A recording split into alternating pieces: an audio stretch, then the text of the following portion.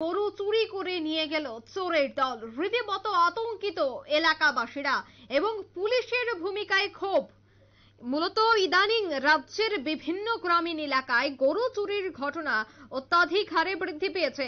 দেখা যাচ্ছে বিভিন্ন থানা এলাকায় দিবারাত্রি পুলিশের নাকা চেকিং থাকার সত্ত্বেও বিভিন্ন জায়গায় গরু চুরির ঘটনা উঠে আসছে, কিন্তু পুলিশ একেবারে নির্বিকার। ঠিক একই কায়দায় আমতলী থানার অন্তর্গত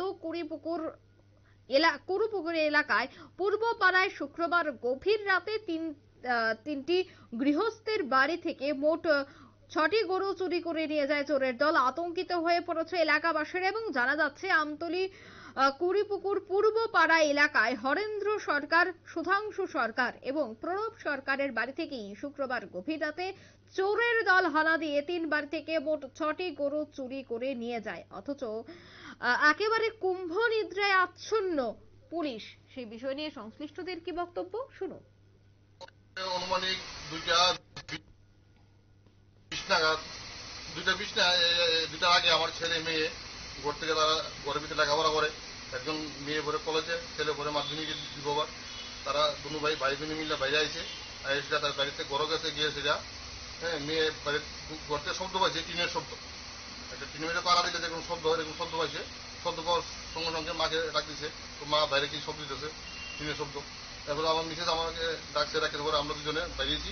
বারিন্দার গেট খুলছি না, বারিন্দাতে আইছি, লাইট জ্বালাইছি, কিন্তু এসে এদিকে দাঁড়াই দেখতেছি রাস্তার মধ্যে গাড়ির মধ্যে কিছু মানে দলা লাগালে বা উঠলে শব্দ হয়, যেরকম শব্দ হয় এরকম শব্দ পাইছি। পাওয়ার পরে সঙ্গে সঙ্গে বাইরে থাকি উপরে, আমি থাকি নিচে। বাইকে ফোন করলাম। বাইকে ফোন করার পরে বাইরে মোবাইল রাখতে রাখতে জানলা খুলে দেখে বেড়াকাটা গরু নিয়ে গেছে। জার্সি গরু। কয়টা গরু নিছে? গরু আমরা গরু আছে একটা বড় গরু, গাব গরু, মনে হয় 2-4-5 দিনের মধ্যে বিয়ে গরুটা। শুনলাম ওই কালকে আরো 2টা বাড়িতে আরো 2 বাড়িতে গরু নিছে। টোটাল 5 থেকে আমরা 6টা গরু নিছি। আচ্ছা, ওই 2 বাড়িতে কার কার গরু কইতে পারেননি? ওইটি একজনের নাম সুধাংশু, হ্যাঁ, আর একজনের নামটা কিনা, নামটা তো নামটা ঠিক খেয়াল নাই। পুলিশ আইছিল? হ্যাঁ, পুলিশ রাত্রেবেলা আমরা থানা গেছি, যাওয়ার সঙ্গে কিছুক্ষণ পরে পুলিশ আইছে। এখনো পুলিশ আই গেল।